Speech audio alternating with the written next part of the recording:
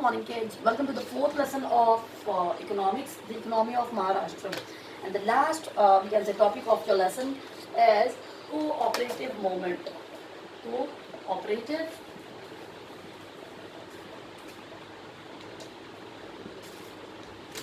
Movement. Now let's start with it कि exactly what is cooperative movement. कि उसके नाम से ही उसका मीनिंग समझ रहा है बच्चों. एक ऐसा मूवमेंट जो किसी को कोऑपरेट करने के लिए बनाया होगा हमने, या किसी को हेल्प करने या सपोर्ट करने के लिए जो एक मूवमेंट फॉर्म किया जाता है, उसे हम लोग बोल देते हैं cooperative movement. Let's start with it guys कि cooperative movement is an effective instrument in the economic development of rural areas. Yes, cooperative movement is effective instrument. Cooperative movement is effective instrument in economic development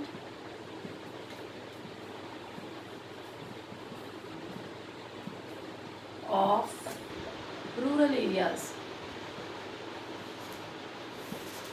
Okay guys, so cooperative movement is a movement which came into existence just to push up, या just to we can say support, या just to help rural areas.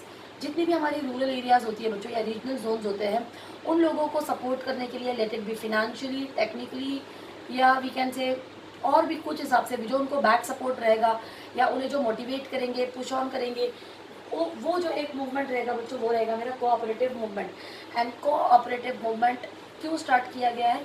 सिर्फ हमारे rural areas को या regional areas को we can से support करने के लिए, या उन्हें आगे एक्सपांशन बढ़ाने के लिए, या उनकी डेवलपमेंट के लिए. अब we can say cooperative movement is an effective instrument in economic development of rural areas and improving socio-economic conditions of other privileged in Maharashtra.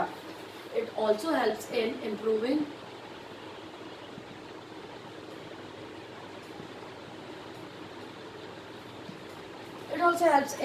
socio-economic conditions. चलिए, अब हमारा ये जो कोऑपरेटिव मूवमेंट होता है बच्चों, इस मूवमेंट से मैंने क्या बता दिया आपको कि ये एक इकोनॉमी को डेवलप, रूरल एरियाज़ की जो इकोनॉमी है उसे डेवलप करने में मदद करता है. सेकेंड थिंग, ये हमारी सोशियो इकोनॉमिक की जितनी भी कंडीशंस है, जो भी सोसाइटी से रिलेटेड जो हमारी इकोनॉमिक कंडीशंस होती है, economic conditions means monetary conditions, उन कंडीशंस को भी ये क्या करती है, इम्प्रूव करती है. तो कोऑपरेटिव मूवमेंट क्या होता है बच्चों? एक ऐसा मूवमेंट जो किसी की भलाई के लिए, किसी को सपोर्ट के लिए, या किसी की हेल्प के लिए बनाया जाता है, उसे हम लोग बोल देंगे cooperative movement. Now the basic nature of cooperative society is to encourage the values of self help. To encourage the value of self-help.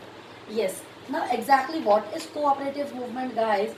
So the cooperative movement या cooperative society is formed just to encourage the values of self-help. Self-help मतलब कि खुद की help हम लोग कैसे कर सकते हैं.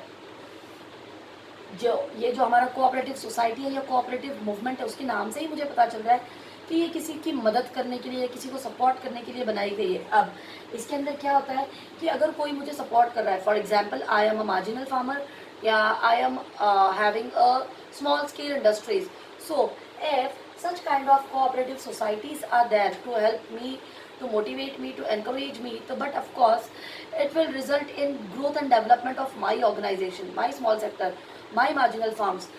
So we can say cooperative societies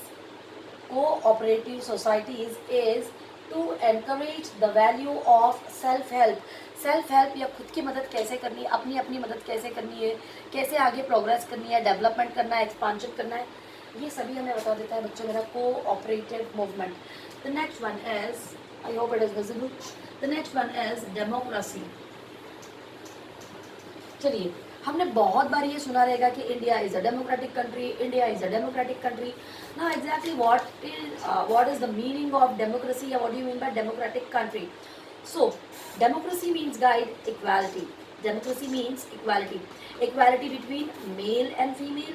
Equality is between rich and poor. या we can say equality between we can say rich and poor हो गया, मेल एंड फीमेल हो गया, बिटवीन ब्लैक एंड वाइट। तो सारे बीच से कॉन्फ्लिक्ट्स, कन्फ्यूजन्स, हर एक चीज़ हटाने के लिए एक पर्टिकुलर चीज़ फॉर्म में आती है जिसका नाम हो जाता है मेरा democracy. And democracy means nothing but equality.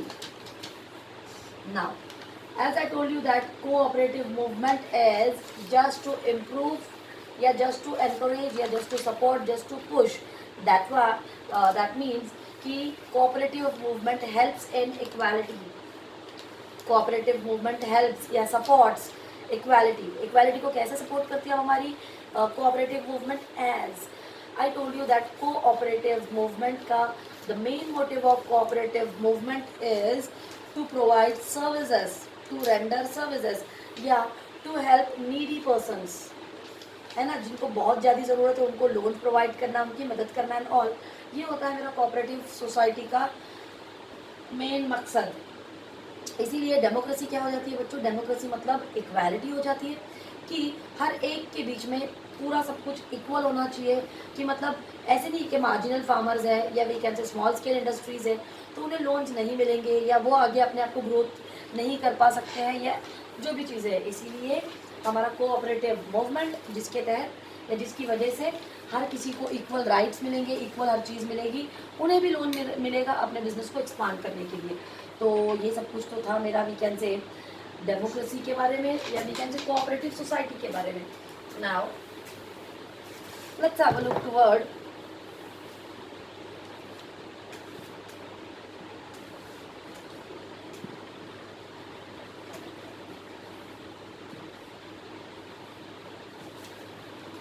okay guys, now let's have a look toward the features of cooperative societies. The first and main aim of cooperative society is just to render services. The first objective of cooperative society is to render services, to encourage, yeah, we can say to motivate, to support,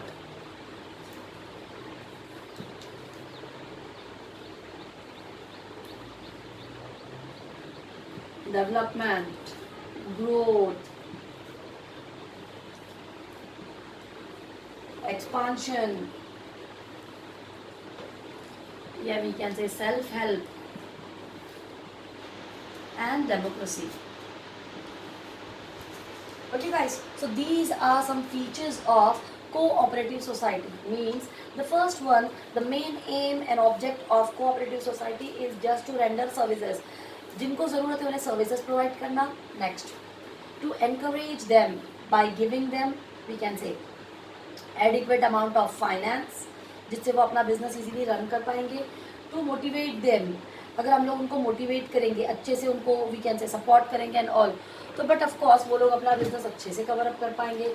next one is to support then, if will provide them loans, will encourage them, will motivate them, will support them. We means cooperative society will support them, motivate them and all. So but of course directly it will result in development of that organization, then lead toward the growth and but of course उसमें expansion होते चले जाएंगे। And now they are becoming habitual for self help, या फिर बन जाती है मेरी डेमोक्रेसी कि अब कोई अमीर नहीं, कोई गरीब नहीं और कुछ नहीं, सबके सब एक समान है। ये सब कुछ थे बच्चों मेरे कुछ फीचर्स किसके? कोऑपरेटिव सोसाइटी के। आइए देखते हैं अब कि महाराष्ट्र में मेरा कोऑपरेटिव सोसाइटी का मूवमेंट कैसे चल रहा होता है और क्या होता है। तो we can say cooperative movement in Maharashtra was confined mainly to the field of agricultural credit but subsequently extended to other sectors such as, now again see the cooperative society. As I told you that cooperative society we can say is providing loans या we can say is providing services to needy persons. तो आइए देखते हैं किन किन लोगों को हमारी कोऑपरेटिव सोसाइटी सर्विसेज प्रोवाइड करती है। तो चलिए स्टार्ट करते हैं। सबसे पहले तो वो प्रोवाइड करती है एग्रीकल्चरल क्रेडिट।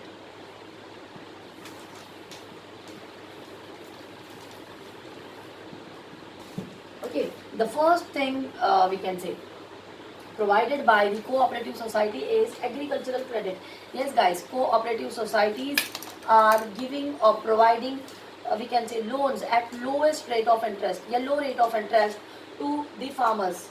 उनको वी कैन से फार्मिंग करने के लिए क्रेडिट दिया जाता है, उधार में पैसे दिए जाते हैं कि अपना जो भी एग्रीकल्चरल फार्म है या जो भी लैंड है उसको आप कैसे क्रॉपिंग्स करो, कल्टीवेट करो एंड ऑल, उसके लिए उन्हें लोन दिया जाता है. The next one is agro processing.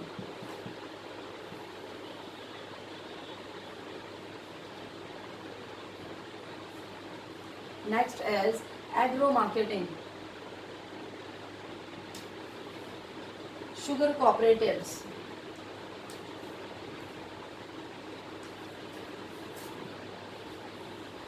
or cooperative dairy societies.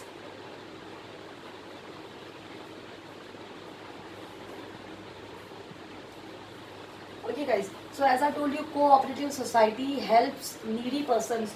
So they are providing loans to farmers, they are providing loans to agro processing industries for agro marketing, means उसके लिए कैसे sales promotion के campaigns वगैरह बनाने and all.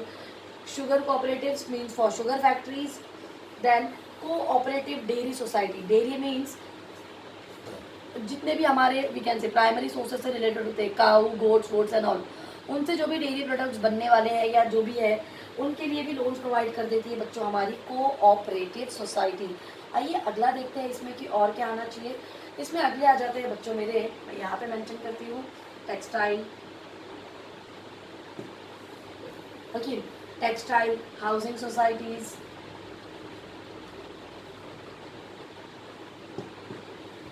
And consumer stores.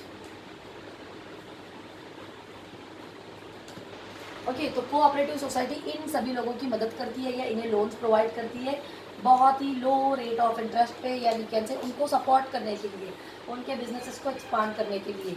Now ये तो था मेरा इस लेसन का लास्ट पॉइंट बच्चों. आई होप आपको ये समझ में आया होगा. अब इसका जो एक छोटा सा पॉइंट बचा हुआ है बच्चों, as on 31 March 2017. Now as on 31 March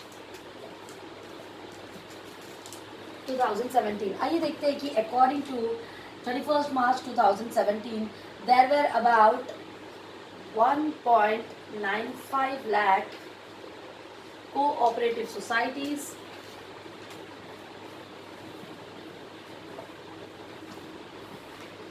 cooperative society in the state,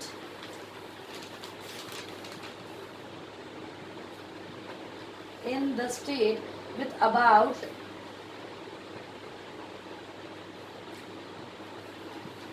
5.25 lakh members.